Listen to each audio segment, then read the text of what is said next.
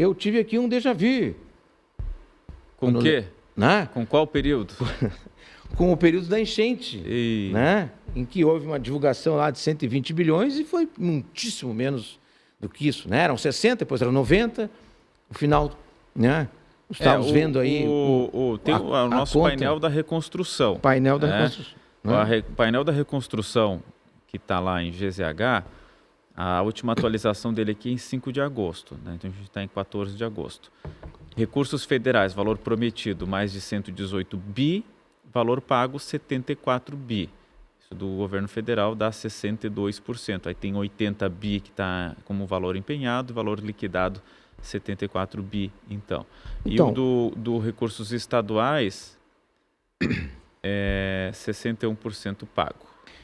Então, eu tenho aqui, esses 30 bilhões, eles serão liberados via BNDES, assim como foi lá na enchente. O BNDES vai dar o funding, né? Ou seja, da onde vem esse dinheiro, né? Que vai ser, ao fim e ao cabo, são valores que vão ser financiados pelos bancos habilitados pelo BNDES, exatamente como era lá na enchente. E aí diz o seguinte, lá no artigo 5º, um parágrafo aqui, que não importa bem qual é o parágrafo, mas eu vou ler. Vamos lá, já que a gente está fazendo essa análise minuciosa. É o artigo 5º A lá, que modifica essa linha que já existia, mas que o governo está injetando os 30 bilhões para esse efeito, né, de quem exporta para os Estados Unidos. Lá pelas tantas, então, diz o seguinte, as linhas de financiamento serão fornecidas ao BNDES, né, e às instituições financeiras por ele habilitadas, que as instituições financeiras assumirão os riscos das operações, incluindo o risco de crédito. O que quer dizer isso, Léo, professor? Quer dizer que o risco de não ser pago é do banco repassador. Ele tem lá o funding, né? Evidentemente que uma parte desse risco é assumido pelo governo federal e pelo BNDES, mas a maior parte é do banco. Então, o que o banco vai examinar? Eu vou chegar lá, eu tenho 100% da minha exportação para os Estados Unidos, o que pode dar lá do meu faturamento todo, um percentual também bastante elevado. Sim. Né? E eu chego lá no banco, diz, olha, eu preciso acessar aquela linha de financiamento dos 30 bilhões aqui, porque eu fui prejudicado nisso. Tá bom, quais são as garantias que o senhor tem para dar? Não, eu não tenho garantias. Inclusive, no caso do Rio Grande do Sul, porque as minhas garantias estão nos outros empréstimos que eu tive que fazer das 3 enchentes. Sim. Sendo que a última, aquela hecatombe nuclear que nós passamos. Então, mas aí o que acontece? Chega lá, não tem uma garantia. Não, o banco não empresta. Mesmo havendo essa informação de que o banco deveria arcar com essa responsabilidade de um Não, mas ele vai arcar se quiser, não é obrigado. Não é obrigado. Então, no fim das contas, na verdade, na prática, pode ser muito difícil acessar esse dinheiro. Poderá ser muito difícil acessar, como foi na enchente. As empresas que mais precisavam não conseguiram acessar aqueles valores que foram divulgados.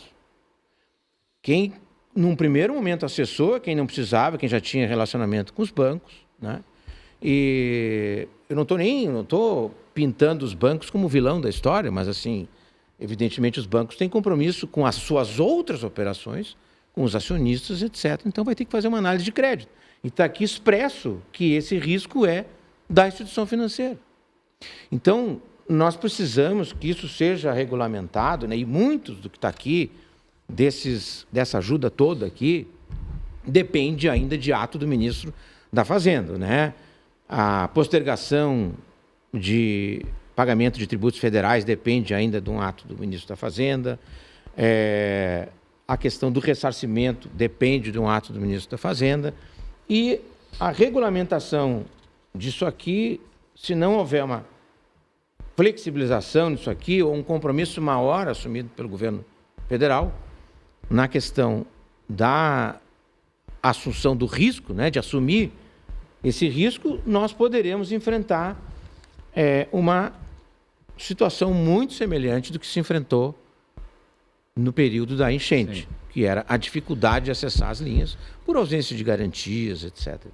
Bom, vamos lá, professor Robert. Não, sobre esse ponto específico, a questão que eu tenho, não é que na verdade eu não tenho o número não foi divulgado ainda, não é? Quanto que o Fundo Garantidor de Crédito vai aportar, porque o Fundo Garantidor de Crédito, que são 3 aqui no caso para exportação, investimento e operações. O que é um fundo garantidor de crédito, assim, em linhas gerais, professor? É basicamente como se fosse um seguro, não é? Se a empresa pega o crédito e não paga, não é por algum motivo, por exemplo, teve um cancelamento. Vamos supor um exemplo concreto. Não é? Eu tenho um empréstimo aqui para financiar a produção ou a exportação que já está contratada, não é, para os Estados Unidos. Aí o importador cancela a operação, não é? E eu tenho que pagar ali X, né, da minha prestação do crédito que eu tomei, né? Então, o Fundo Garantidor de Crédito, ele vai pagar uma parte desse empréstimo, não é? Agora, qual é essa parte ainda não está claro. Não é isso? Ele é basicamente um fundo que garante a inadimplência, funciona como um seguro, não é? No caso de inadimplemento por parte da empresa, tá? Então, a promessa do governo federal foi aportar mais 4,5 bilhões no BNDES e no Banco do Brasil para tais fundos. São 3 fundos. Sim, né? seria, professor, o fundo de garantia à exportação ou não tem nada a ver? Também o FGE? também. Esse. Um deles é para comércio dos 30 exterior. bilhões é esse. Porque o diz FGE. aqui, ó, o que está no site da CNN, o presidente Lula, né, assinou a MP que reformula o Fundo de Garantia à Exportação, FGE, para socorrer as empresas afetadas pelo tarifaço. Segundo o ministro da Fazenda, Fernando Haddad, as mudanças no FGE serão direcionadas prioritariamente para as empresas afetadas pela tarifa de 50% e, posteriormente, serão ampliadas a todos os exportadores brasileiros. Aí o Haddad disse o seguinte, ó, o nosso Fundo Garantidor de Exportações passa a contar a partir de hoje com recursos liberados para financiar a custo baixo os setores afetados pelo tarifaço. Vamos atender prioritariamente quem for atingido, mas o Fundo Garantidor de Exportações passa a operar em todo o setor exportador do Brasil. Para socorrer as empresas afetadas pelas tarifas, então aí aquilo que a gente vem comentando, os 30 bilhões de reais do FGE serão usados como... Aí vai seguir todo o detalhamento. Posso dar Claro. criar uma imagem aqui para o nosso telespectador entender? Sim. Digamos que o BNDES tem lá suas linhas, elas estão comprometidas. Tá. Né? Então, o BNDES poderia querer emprestar esse dinheiro e não tem o dinheiro para emprestar. O que está acontecendo aqui é que nós vamos pegar, então, 30 bilhões lá, que é o superávit que teve em dezembro de 2024, tem esses 30 bilhões, e entregar para o BNDES e dizer o seguinte, olha, tem aqui 30 bilhões para tu emprestar. É isso. Certo? E aí, o BNDES, então, vai pegar, habilitar bancos para emprestar esses 30 bilhões. Então, aqui os 30 bilhões nós vamos emprestar. Eu assumo um pedaço do risco, o resto do risco é teu. Vai dizer isso para os bancos. Então, esses 30 bilhões é a disponibilização do dinheiro para ser emprestado. Tá, esse é o funding, mas aí tem 4,5 bilhões para os fundos garantidores. Isso. E aí o que aconteceu, por exemplo, na enchente? Né? O governo federal argumentava que com 500 milhões ele conseguia alavancar 15 bilhões. Garantindo os 500 milhões, ele conseguia alavancar 15. Bancário. Aí, nós, numa reunião no BNDES, isso deve ser em condições normais de temperatura e pressão, que cada vez que eu tenho lá um fundo garantidor de 500 milhões, eu alavanco 15. Mas não no estado do Rio Grande do Sul, que estava debaixo d'água. Então, a avaliação dessas variáveis, elas têm que ser adaptadas ao momento e com as circunstâncias do caso concreto. Eu não posso pegar uma média que eu tenho que é aplicável em lugares em que não estão sob a influência de uma tragédia. Sim. Não né? dá para ser a mesma realidade. E para ser o mesmo índice, e acreditar que vai se repetir o mesmo índice. Então, se colocou isso no BNDES, ficamos sem resposta. Deixa eu passar aqui. Ô, professor Robert, deixa eu pegar uma opinião sua sobre o que o Milton comentou, que ele está assim, desconfiado de que as pessoas os empresários, enfim, vão conseguir de fato ter acesso a esse crédito justamente por não ter como garantir que vai pagar esse dinheiro ou não passar uma segurança para o banco. O professor tem esse temor também, essa leitura ou não?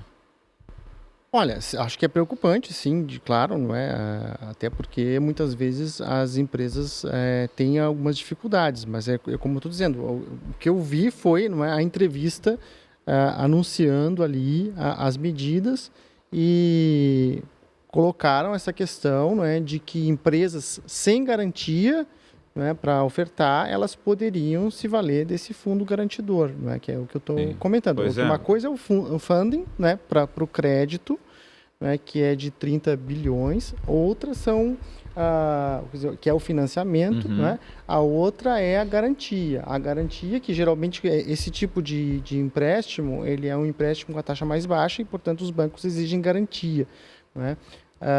Para as empresas micro e pequenas que não tiverem garantia, elas se valem do fundo garantidor de empréstimo, né, de crédito, que é para exportação, operação e investimento, né, do banco do BNDES e do Banco do Brasil. Então, creio que pelo menos uma parte vai ser contemplado com esse fundo garantidor.